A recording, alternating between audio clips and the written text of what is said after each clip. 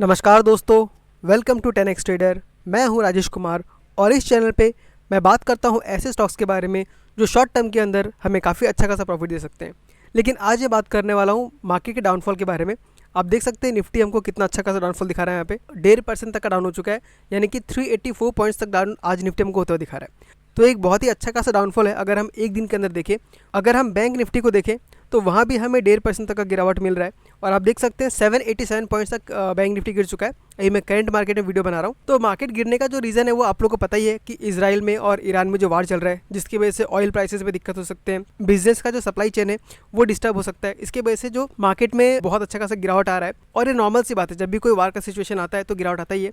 और ये हम पहली बार नहीं देख रहे, ऐसा बहुत बार हो चुका है। तो सबसे पहला तो आपसे रिक्वेस्ट ये करूंगा कि आप लोग न्यूज़ चैनल को देखिए, घबराइए मत, पैनिक मत कीजिए।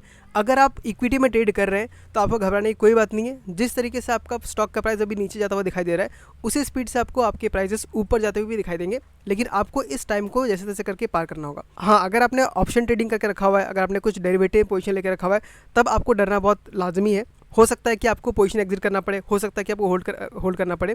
उसके ऊपर मैं कुछ कमेंट नहीं करूंगा, क्योंकि ऑप्शन ट्रेडिंग मैं खुद नहीं करता हूं और मैं रिकमेंड भी नहीं करता हूं। मैं बात करता हूं इक्विटी ट्रेडिंग के बारे में, जहां रिस्क कम है। आप कैश में पैसे डालिए और उसमें से भले आपको प्रॉफिट ठीक ठाक ही होता है। ऑप्शन ट्रेडिंग की तरह आपको 10 गुना 20 गुना प्रॉफिट नहीं होगा, लेकिन रिस्क भी तो नहीं है। ऑप्शन ट्रेडिंग में आपका पैसा डूब सकता है, लेकिन इक्विटी ट्रेडिंग में पैसे डूबने के चांसेस बहुत ही कम हो जाते हैं, अगर आपको पता है कि आप क्या कर रहे हैं। तो आज के दिन में इस गिरावट में मैं मानता हूँ कि बहुत ही अच्छा मौका आपको मिल रहा है और ज़्यादा बाय करने के लिए।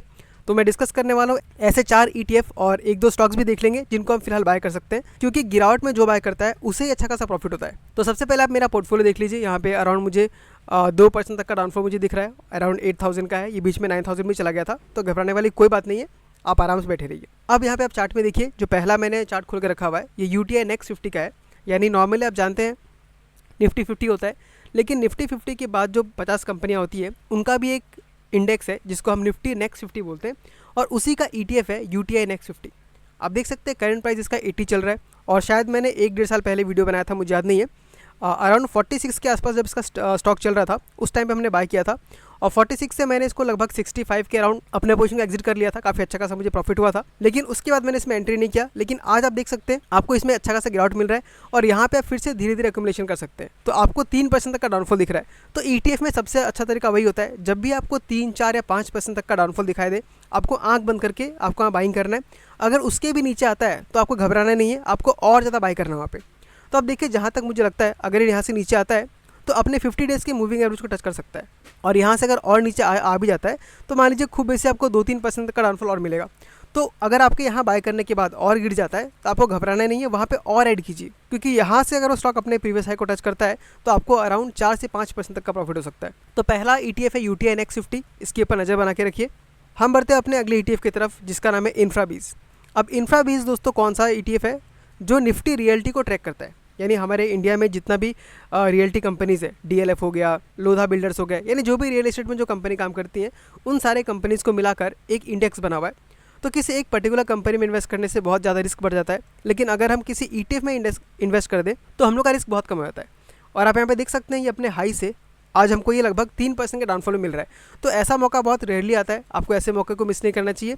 इसको भी बाय कर सकते हैं, और मान लीजिए वापस से अपने हाई को टच कर लेता है तो यहाँ पे आपको 3-4% तक का प्रॉफिट हो सकता है। अगर एक और चीज़ में इंटरेस्टिंग देखेंगे तो आपको यहाँ पे एक W पैटर्न फॉर्म होते हुए नजर आ रहा होगा। ये देखिए, यहाँ पे आपको एक W पैटर्न फॉर्म होते दिख रहा है, और W पैटर्न फॉर्म होने के बाद यहाँ पे ये एक रिट्रेसमेंट हमको दिखा रहा है। तो इस जगह पे आप 971 के आसपास बाय कर सकते हैं। ये आराम से 1000 को टच करना चाहिए। तो दूसरा हमारा ETF था InfraBees। अब उसके बाद बढ़ते हैं ITBees की तरफ, और इसका कहानी आप सबको पता ही है कि ITBees का दिन अभी आने वाला है 2022 से, यानी लगभग 2 साल हो गया।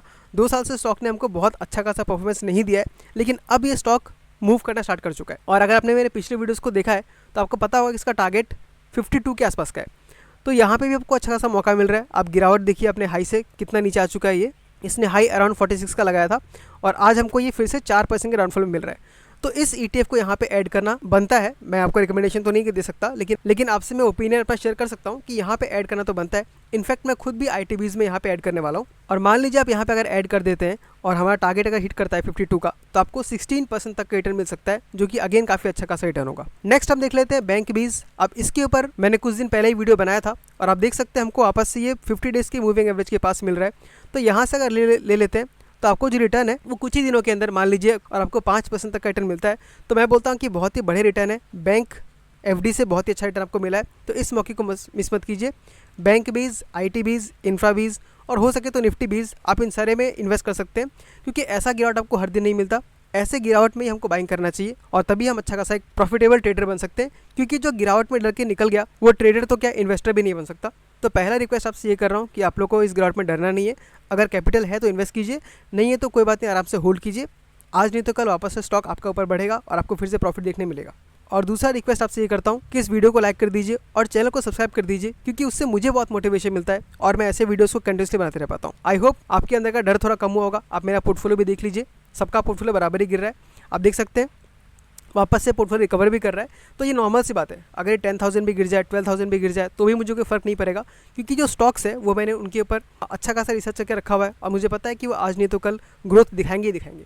तो ठीक है दोस्तों, आज के वीडियो में इतना ही। मिलता हूं आपसे अगले वीडियो में किसी अगले स्टॉक के साथ। तब तक के लिए tata, bye bye, take care.